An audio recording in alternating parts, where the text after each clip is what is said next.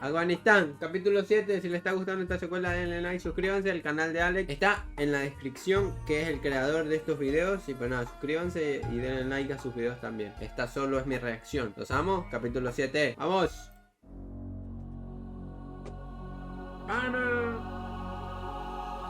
Ya me voy a poner esto aquí, porque voy a comer. Una vez más estamos en la sala de abordar, en la sala de espera para nuestro vuelo. En esta ocasión vamos a Kandahar. Y bueno, vamos a sentarnos al baño rápidamente y a esperar a que nos llamen para abordar. Si no te perdiste el episodio anterior de este documental, seguro recordarás que visitamos el Valle de Panjshir al norte de Afganistán, lugar donde nació el héroe nacional de Afganistán, Ahmad Shah Massoud. Y ahí te platiqué la historia sobre cómo Massoud dirigió a un grupo guerrillero para defender al Valle de Panjshir ante el ataque de los soviéticos durante los años 80. Y posteriormente, durante los años 90, defendió a Afganistán ante los primeros ataques de un nuevo grupo paramilitar denominado los talibanes. Pero ¿quiénes eran estos talibanes? ¿De dónde surge el nombre? Sus intenciones y los ideales que han llevado a los talibanes a cometer tantos actos de violencia y de terror que vemos en los noticieros. Para responderte estas preguntas y explicarte a fondo los orígenes y la historia de los talibanes, en esta ocasión te llevaré de viaje desde Kabul, la ciudad capital de Afganistán, hasta la ciudad en la cual hace 25 años surgió un pequeño grupo de menos de 20 personas denominados los talibanes y que hoy, 25 años más tarde, se han convertido en una fuerza militar prácticamente indestructible y no precisamente por el armamento o el número de soldados, sino por su ideología. Queridos amigos, el día de hoy viajaremos hasta Kandahar, Afganistán, la cuna de los talibanes. Wow.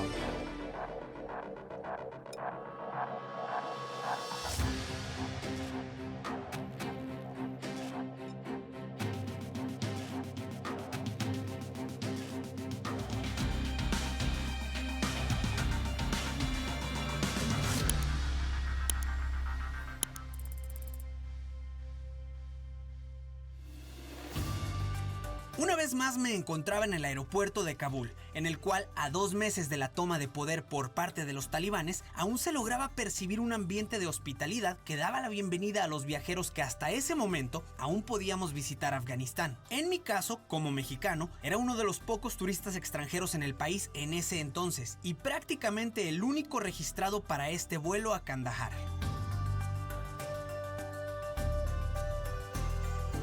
Ya en el autobús comenzamos el recorrido hasta la puerta de nuestro avión y en el camino observé algunas cosas que seguro te van a interesar ahora que sabes más sobre Afganistán, empezando por esa enorme foto de Ashraf Ghani, un señor que en aquel momento, cuando yo grabé este video, aún era el presidente de Afganistán y su foto estaba en este y todos los demás aeropuertos que conocí de este país. Amigos, acabamos de tomar nuestro paseo en el autobús para transportarnos de la terminal a la puerta del avión. Literalmente hicimos eso, abordamos el autobús, se dio la vuelta y nos vamos a bajar aquí. Este es el avión que vamos a abordar, ahorita nos vamos para Kandahar. Al abordar el avión y mientras caminaba hacia mi asiento, una vez más recibí comentarios de algunas personas que pensaban que yo también era afgano y me hablaban de manera muy casual en su idioma local.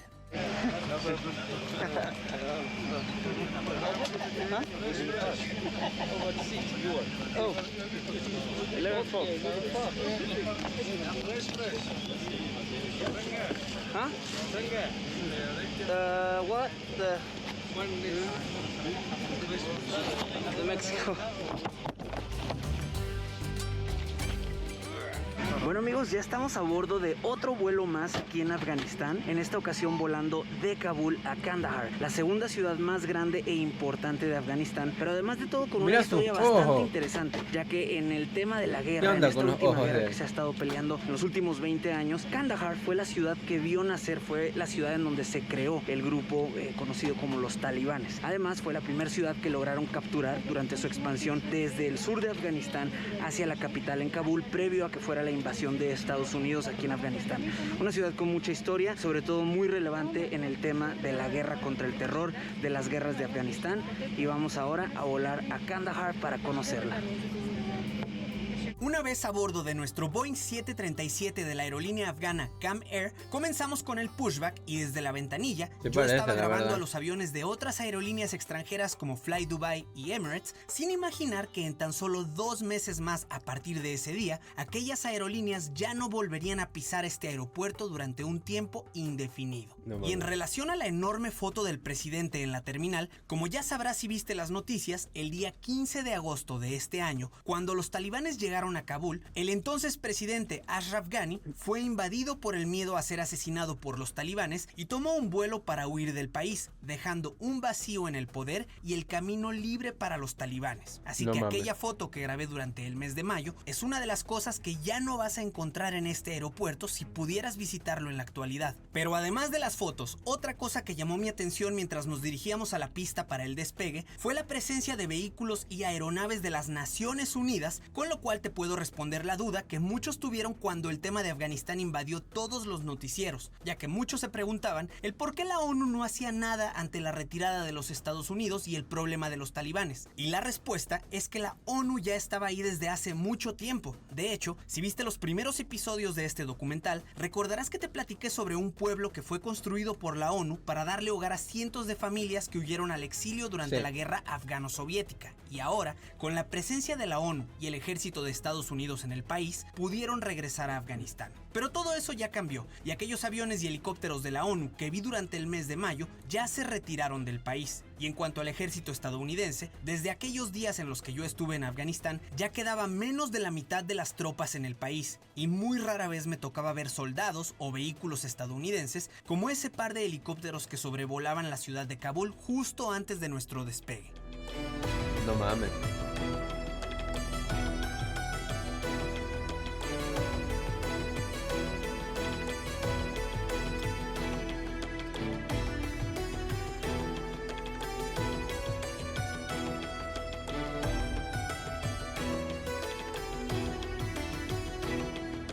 Después de nuestro vuelo de poco más de 1 hora y justo antes de nuestro aterrizaje en Kandahar, yo comencé a poner especial atención a la vista desde mi ventanilla y a los alrededores, debido a que justamente en este aeropuerto y varios kilómetros a la redonda se encuentra, o mejor dicho, se encontraba, una de las bases militares estadounidenses más grandes e importantes del país. De hecho, si observas con atención, notarás que justo antes de llegar al aeropuerto se alcanzan a ver algunas bases militares, y en el momento en el que aterrizamos también se veían a lo largo de todo el aeropuerto una gran cantidad de hangares, carpas y plataformas similares a las de la zona militar del aeropuerto de Kabul. Pero aquí en Kandahar, para este punto de mi viaje durante mayo del 2021, ya casi toda la zona militar estaba prácticamente vacía. Sí, dale mi amor. Eso sí, a pesar de la ausencia del ejército estadounidense, por lo menos sentí que este aeropuerto estaba protegido al ver uno de los globos aerostáticos de vigilancia, de los cuales ya te había platicado y te había mostrado en otro aeropuerto de Afganistán. Y al acercarnos a la terminal, pude ver que en este aeropuerto aún tenían vehículos y militares del ejército afgano, que aunque no parecían tener el mismo poder ni en número de tropas ni en armamento, al menos nos brindaba una sensación de seguridad y tranquilidad suficiente para recorrer este destino. Y así fue como llegamos al aeropuerto Ahmad Shah Baba, el aeropuerto internacional de la ciudad de Kandahar.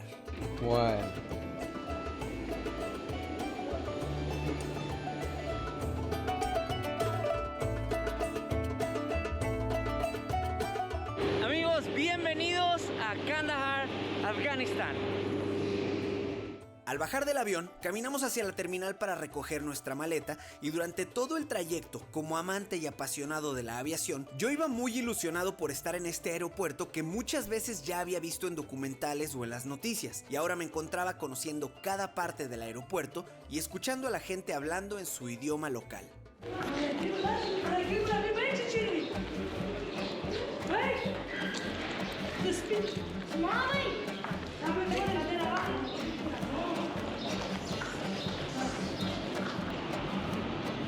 Ah, bueno.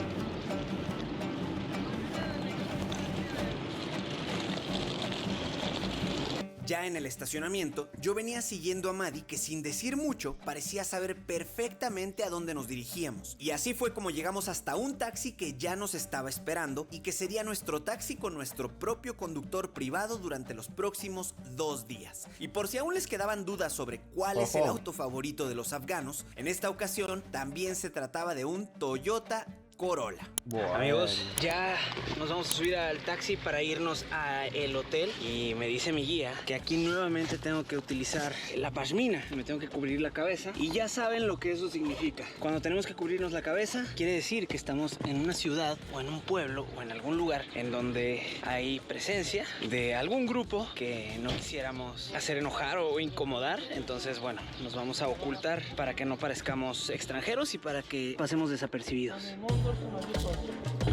Ya aprendió a hacerse, mira.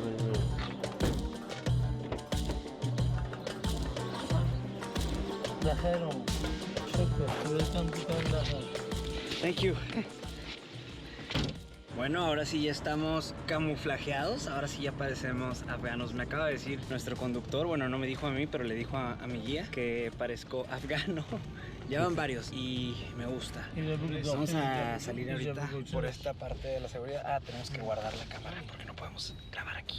Para salir del aeropuerto de Kandahar, nuevamente tuvimos que pasar por una serie de filtros militares, muy similar a la salida del aeropuerto de Kabul, solo que aquí en Kandahar, el recorrido entre los inmensos muros, alambres de púas y barricadas era unas 3 veces más largo y parecía más una pista de obstáculos o una especie de laberinto en una zona de guerra. Lógicamente, en el tema de fotos o videos, aquí también estaba prohibido grabar a los militares o a los puestos de control. Pero para este documental yo necesitaba tener un registro de cómo era la seguridad en los aeropuertos durante aquel entonces, así que me arriesgué a realizar algunas tomas de manera muy discreta con mi celular y así poder mostrarles a través de este documental la manera en la que el gobierno afgano protegía a los aeropuertos semanas antes de la toma de los talibanes. Qué miedo, loco.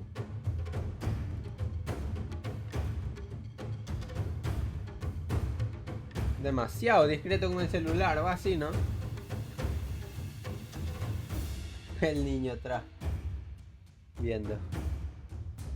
El niño en su idioma preguntándose ¿qué estará grabando? ¿Qué estará haciendo? Y así, después de pasar casi 15 minutos atravesando toda una serie de puestos de revisión y barricadas, finalmente salíamos de la zona militar del aeropuerto y nos incorporábamos a una enorme avenida que conecta al aeropuerto con la ciudad de Kandahar para dirigirnos a nuestro hotel de este destino. Y en el camino, mientras observaba con atención a otros vehículos, a la gente local y a su manera de vestir, no podía dejar de pensar que fue justo en esta ciudad de Afganistán en donde hace 27 años nació el famoso y temido grupo talibán, y que como dato curioso, se podría decir que en sus orígenes era un grupo de personas con buenas intenciones y una especie de defensores del pueblo, algo así como los héroes o los buenos de la película, pero que lamentablemente con el paso de los años, muchas cosas se salieron de control y ahora es uno de los grupos más temidos en el mundo. Pero todo esto ya lo entenderás mucho mejor cuando conozcas bien la historia de los talibanes, y para llegar a eso, tenemos que platicar sobre sus orígenes, pero sobre todo, hablar sobre la vida y la historia del hombre que creó a los talibanes. Era la década de los 60s y en una ciudad al sur de Afganistán llamada Kandahar, nació un niño llamado Mohammed Omar, que durante su infancia y juventud fue una persona muy introvertida y enigmática, cosa que de alguna manera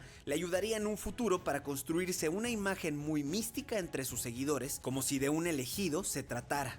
Mohammed Omar era hijo de unos campesinos suní de la etnia Pashtun, y este dato es muy importante que lo sepas, porque tanto su inclinación islámica suní como sus raíces de la etnia Pashtun jugarían un papel muy importante en la ideología y los hechos que estaban por venir. Verás, en la religión del Islam, como en muchas otras, han existido diferentes sucesos en la historia que provocan una división de creencias e ideales dentro de la misma religión, y en el caso del Islam, en algún punto de la historia, estas diferencias provocaron que los musulmanes se dividieran en 2 grandes variantes del Islam, conocidas como el Islam suní y el Islam chiita. Y para entrar a detalles sobre la historia y diferencias que incluso han provocado grandes guerras entre estos dos grupos de la misma religión, tendríamos que dedicar todo un documental y viajar a ciertos países clave del Islam para mostrarte los lugares históricos y poder contarte la historia completa, cosa que definitivamente haré en un futuro para grabar un documental para mi canal, pero por ahora y para entender lo que pasa exclusivamente en Afganistán, basta con que sepas que entre estas dos variantes del Islam,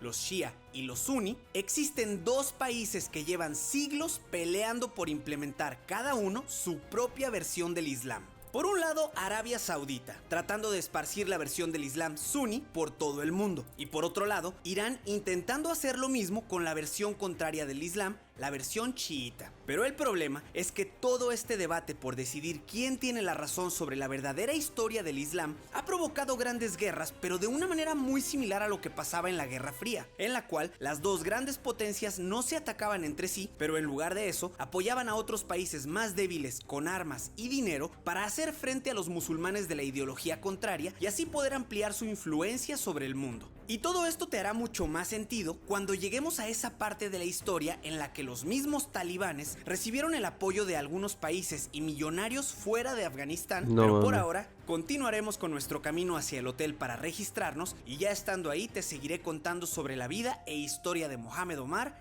y los talibanes. ¡Qué miedo, loco!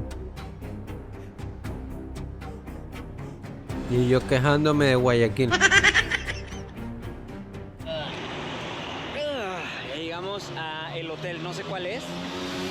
Una zona residencial, muy tranquilo, Se me hace como más tranquila esta ciudad que todas las que hemos visitado y más bonita. Vamos a bajar nuestras cosas y a instalarnos en el hotel.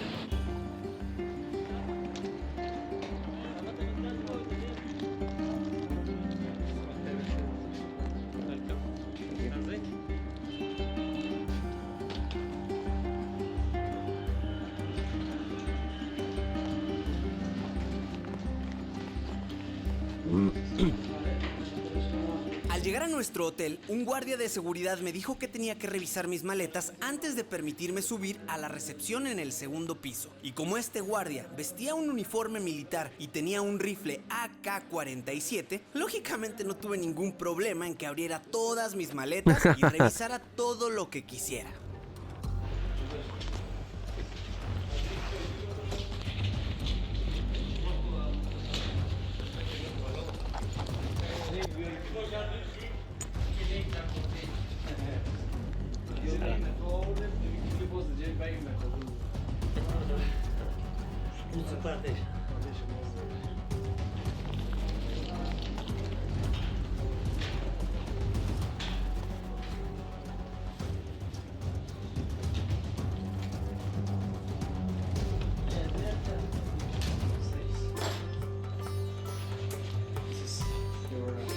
Nice. Amigos, bienvenidos a nuestra habitación en Kandahar. Vamos a instalarnos y a conocer la ciudad. Ok, amigos, ahora sí, ya nos instalamos en la habitación. Ya me quité la pashmina que traía en la cabeza porque hace muchísimo calor y me estaba acalorando demasiado. Hace mucho calor aquí en Kandahar, pero la seguridad es primero. Ahora les voy a dar el room tour de nuestra habitación en la que vamos a estar viviendo. No sé si una noche o dos, pero vamos a estar aquí por lo menos una noche en Kandahar. Tiene para hacer TikToks. El área de televisión. Pensé que era un soporte. Ojo. Esto es para todos los huéspedes, para que todos hablamos. Ay, qué rico huele. Huele muy intenso este. Ok, y bueno, además de un perfume y los controles de la televisión, tenemos por acá un ropero. En el ropero, alguien nos dejó ahí su etiqueta del equipaje. Y tenemos lo que es, creo que el Corán. Y más perfumes. El Corán es la Biblia, creo. No sé. Bueno, de este lado tenemos el área de las camas. Una cama individual, una sala, nuestro frigobar, que está apagado, y una cama queen. Por este lado tenemos una ventana que da a nada, a una especie de como callejón. Wow. Tenemos terraza, qué bonito, órale. Por acá tenemos el baño, que aquí es donde está lo interesante. Nuevamente un baño de... ¡Ay, huele feo! Un baño de estos que son como un hoyo en el piso. Ay, estos no me gustan, son muy incómodos para hacer, pero bueno. Y no mames, ¿qué pedo con el baño?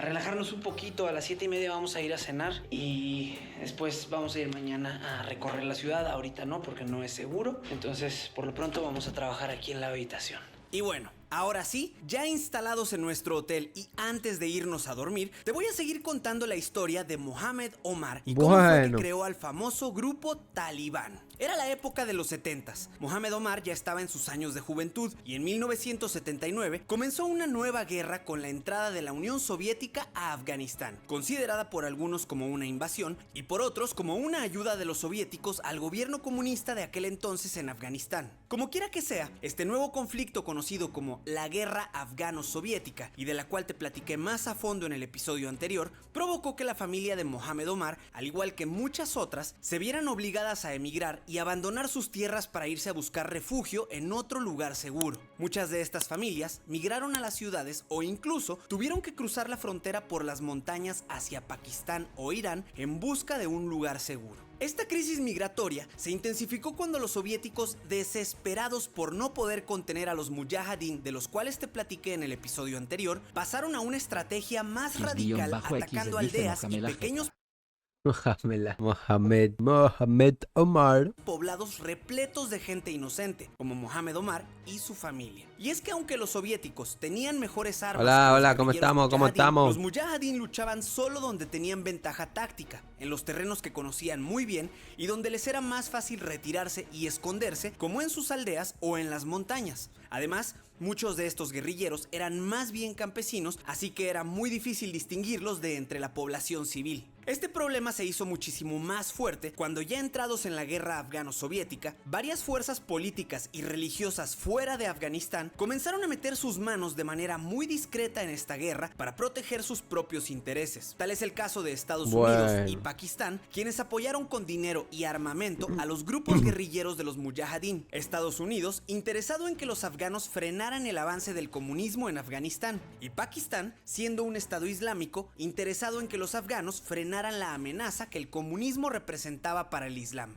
Esto lógicamente puso a los soviéticos en aprietos, así que dejaron de tentarse el corazón con los civiles y comenzaron a realizar ataques más violentos y sin distinción. Bombardearon aldeas y sembraron minas en los campos. Muchas de ellas incluso siguen activas hasta el día de hoy, 40 años después. Y todo esto lo hicieron sobre todo para obligar a los pobladores a abandonar el campo y sacar a los mujahideen de sus escondites. Y es aquí donde regresa a nuestra historia el pequeño Mohamed Omar, quien por esa razón y por la muerte de su padre cuando él aún era un niño, tuvo que mudarse a Uruzgan, una aldea muy pobre pero no tan afectada por el conflicto. Ahí en Uruzgan tuvo la oportunidad de continuar con sus estudios religiosos en algunas escuelas religiosas musulmanas, a las cuales se les conoce como madrazas, y estas madrazas, además de ofrecer una educación gratuita, tienen como principal objetivo la enseñanza del Corán, que es como la Biblia para los musulmanes. Ahora, algo que es importante aclarar es que muchas de estas escuelas madrazas eran administradas por líderes religiosos que pertenecían a partidos fundamentalistas en Pakistán, un país cuya frontera se encuentra muy cerca de la ciudad donde vivía Mohamed Omar, y muchos de estos partidos estaban estrechamente relacionados con el Servicio de Inteligencia Pakistaní, o el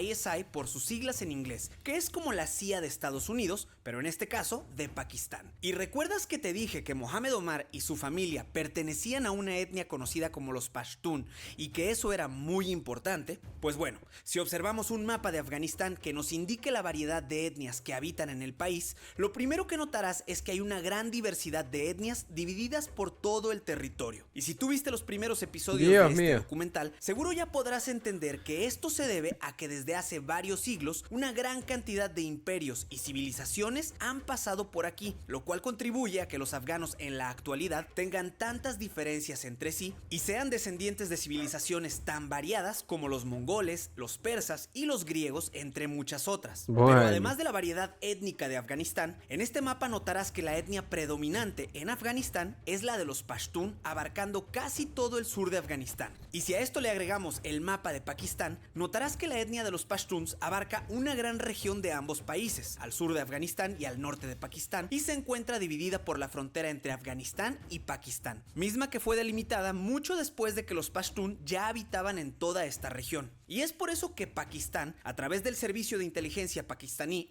ISI, buscaba promover una especie de nacionalismo religioso pashtun, invirtiendo mucho dinero e influencia en las madrasas del sur de Afganistán para tener un mayor control de las relaciones políticas y comerciales con su país vecino. Pero Pakistán no era el único interesado en porque esta se causa, mueven así los ya que niños. muchas de esas madrasas eran financiadas también por familias adineradas de Arabia Saudita que, como ya te había platicado, en competencia con Irán también querían extender su influencia del Islam suní por todos esta con región de Asia AK-47, Central. Y todo esto, lógicamente, influenció muchísimo increíble, en el pensamiento todos con de Muhammad Omar, AK-47, logrando que se convirtiera en un famoso líder religioso conocido por su fanatismo y su mano dura contra todo lo que pudiera ser considerado una desviación del Islam.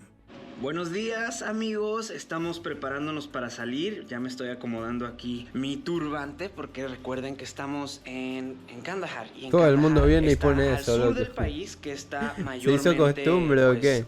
gobernado, se podría decir, o dominado por grupos talibanes. Entonces es una ciudad en donde hay demasiados talibanes y no queremos meternos en problemas, no queremos llamar la atención de nadie que no queramos llamar la atención. Así que bueno, vamos a empezar el día. Estamos en la habitación, en este hotel, en esta casa de huéspedes que nos quedamos durante una noche. Hoy nos vamos de regreso a Kabul, pero bueno, vamos a disfrutar ahorita de un rico desayuno que me trajeron a la habitación. No sé qué es esto, pero huele como...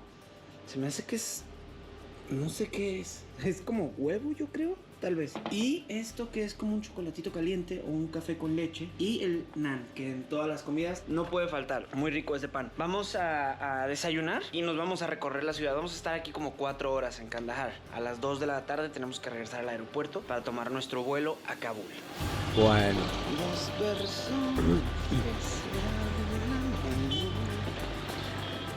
Al salir de nuestro hotel y en camino a la primera parada de nuestro tour por Kandahar, tuve la oportunidad Ir por estas calles mientras vas escuchando al Duco.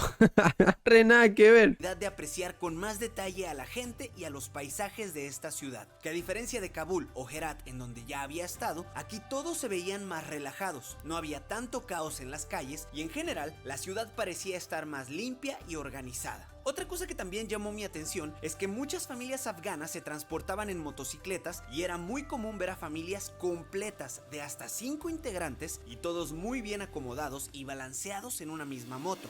No mames. Para nada, Guayaquil. Para nada.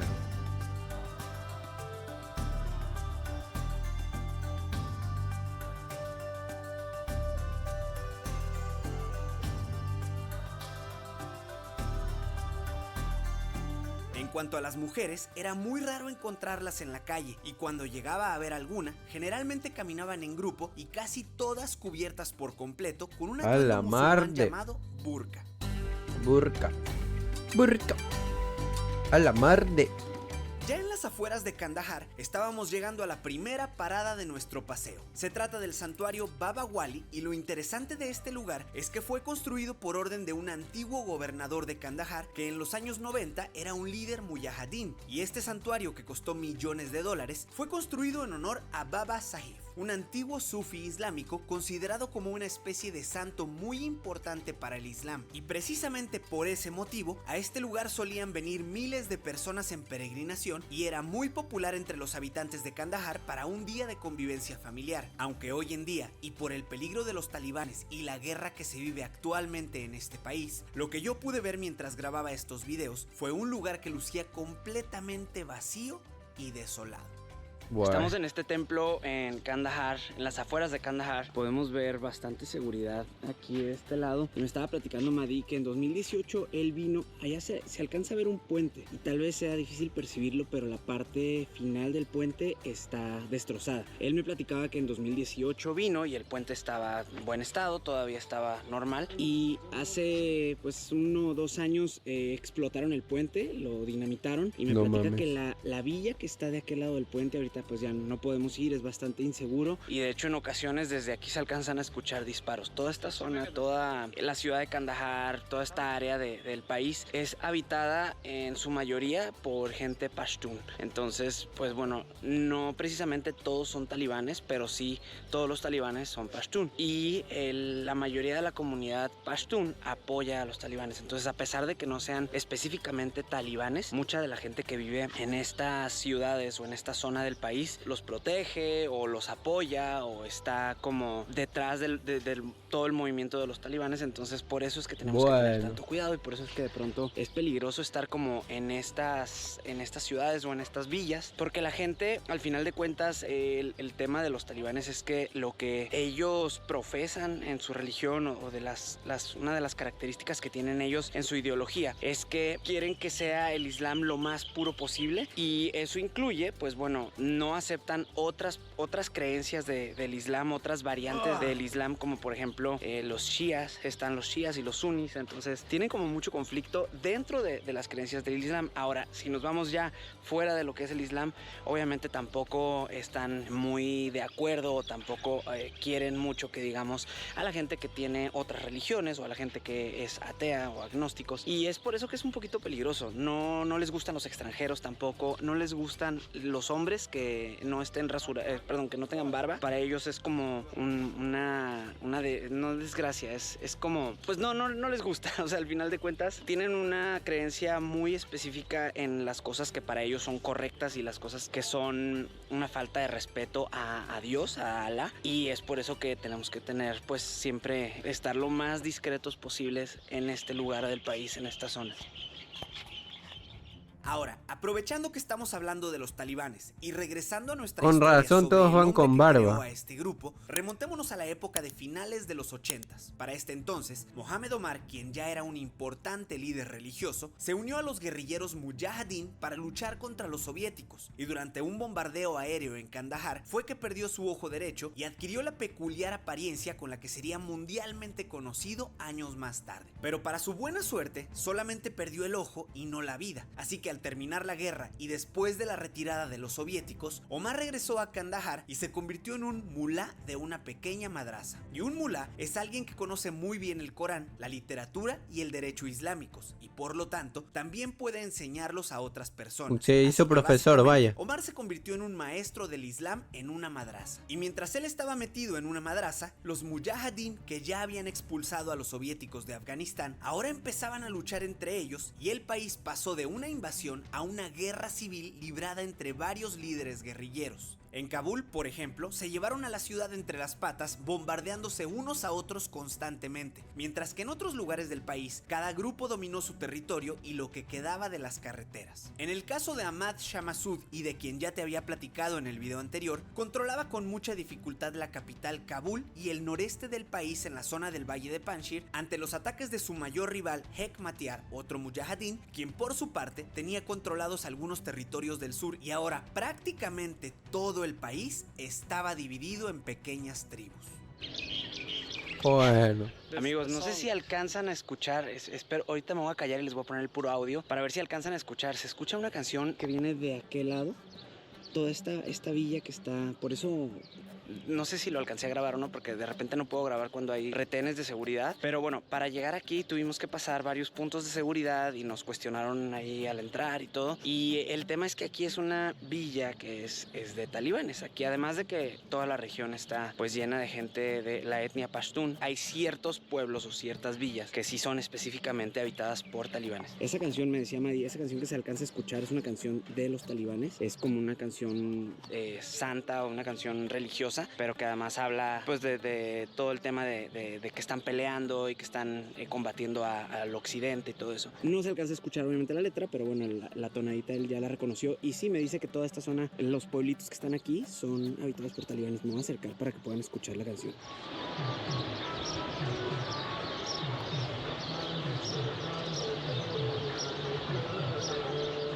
La guerra de tribus afganas, que se desató durante la guerra civil, dejó muy vulnerable a la gente que no peleaba en ninguno de estos bandos, y que terminó siendo víctima de muchas injusticias y abusos que a veces venían de los delincuentes que aprovechaban todo este descontrol, pero otras veces venían de los mismísimos mujahideen. Y mientras todo esto pasaba, Omar seguía predicando en su madrasa en Kandahar sin querer involucrarse directamente en esta guerra civil, pero poco a poco, presionado por la gente que acudía a su madrasa y que sufría los abusos de los mujahideen, tomó la decisión de hacer algo al respecto. Así que a inicios de los 90s, Omar, junto con otros estudiantes de diferentes madrazas, organizó un importante movimiento para castigar a los mujahideen que abusaban de la población. Y para lograrlo, usó medidas muy radicales y violentas, pero como la gente ya estaba cansada, lo vieron como algo necesario y hasta como una esperanza de estabilidad para el país. Así que muchos recibieron de muy buena gana a este grupo de estudiantes liderados por Omar y los llamaron el Grupo Talibán.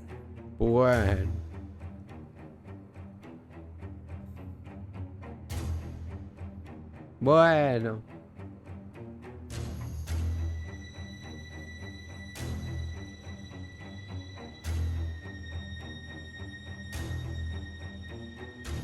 Vamos a entrar a este edificio que, según lo que me platica Madi, es un hotel abandonado. Este solía ser un hotel muy bonito aquí en esta montaña de Kandahar, pero ahorita, bueno, está en ruinas. Puede ver todo destrozado. Y creo que sí podemos entrar, vamos a ver. Todo está destrozado. Los vidrios, los techos.